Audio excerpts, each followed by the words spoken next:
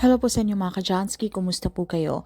At ngayong araw na ito ay meron na naman po tayong bagong ipapahagi sa inyo na kung saan ito po ay mga simpleng paraan para mas lalo pang maka-attract ng mga good luck na yan sa saping yaman man o pananalapi.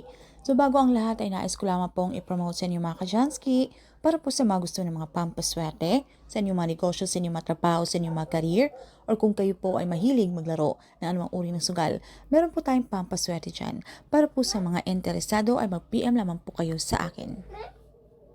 So itong ating pampaswerte ngayon, ito po ay napakamainam kung kayo po ay mahilig maglaro ng sugal, or kung kayo po ay mahilig sa sabong, STL, or kung ano pa man yan, or kung kayo po ay mahilig tumaya ng loto. So kung gusto niyo pong kayo po ay binasin, ay pwedeng niyo pong gawin ang ritual na ito basta't malakas po ang inyong paniniwala na kayo po ay merong 100% trust, believe, and faith.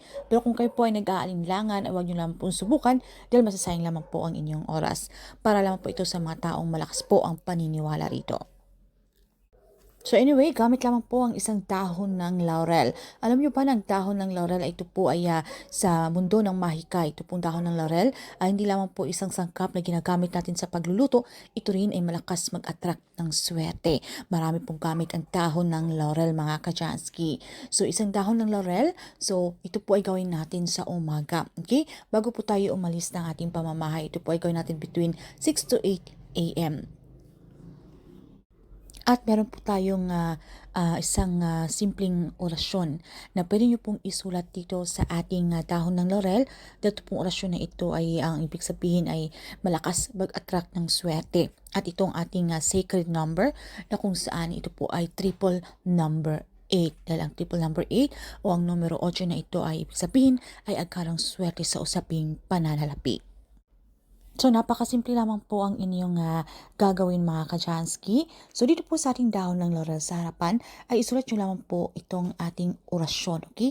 Ito po ay pampaswerte sa sugal.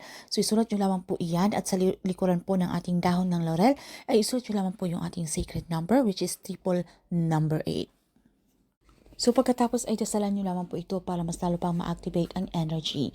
So isang ama namin at isang sumasampalataya ako kung kayo po ay Katoliko. Pero kung iba naman po ang inyong reliyon at kung hindi nyo po kabisado ang ritual na ito, kung kayo po ay Katoliko, wala pong problema. Pwede nyo pong sabitin ang inyong mga personal na dasal. Basta ang importante dito mga ka-Chansky, tayo po ay sincere, tayo po ay taos-puso kapag tayo po ay nakikipag-communicate kay universe. And then, sabitin nyo na po ang inyong mga intensyon, kung ano po ang inyong mga wishes, ang inyong mga kahilingan, kung bakit nyo po ginagawa, okay, ang ritual na ito. So, dapat good intention lamang po.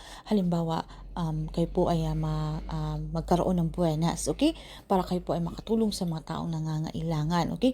Para matulungan nyo po ang inyong mamahal sa buhay. So, pagkatapos ay maging positibo, i-claim, i-affirm nyo na po sa inyong mga sarili ang mga swerteng na darating na ito. Sabitin lamang po natin yung ating mantra, "Thank you, universe. Now I'm ready to receive the blessings." So pagkatapos mga ka-Jansky, isunugin lamang po natin itong ating dahon ng laurel. So gamit lang po inyong mga posporo o ang inyong mga lighter, sunugin nyo lamang po ito at ang aboy. Saboy nyo po ito sa harapan ng inyong mga front door o ng inyong mga main door. Gawin nyo po ito bago po kayo umalis ng inyong pamamahay kung kayo po ay gustong maglaro, okay, or tumaya.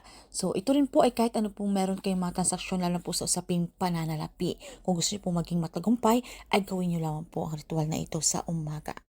At syempre, lagi ko po kayong pinapaalahanan na ang pagtaya o ang pagsusugal ay dapat po wag po nating pasobrahan at dapat ito lamang po ay ating libangan. Kung meron po tayong mga sobrang pera, okay, pwede po tayong maglaro, pwede po tayong tumaya. Pero hindi po itong tipo na lahat po na ating pera inuubos po natin dito na tayo po ay magkakabaon na po sa utang. So, hindi po gagana ang anumang pampaswerte dito, okay? So, kinakailangan na meron po rin po tayong mga pinagkakabisihan na tayo po ay nagsusumikap sa buhay, na dapat tayo po ay gumawa ng aksyon, mga pagpaplanong gagawin kung gusto po nating umangat sa ating buhay. At ito po ating mga pampaswerte, ito po isang gabay o inspirasyon lamang para makatulong para mas lalo pang lumapit ang swerte na yan.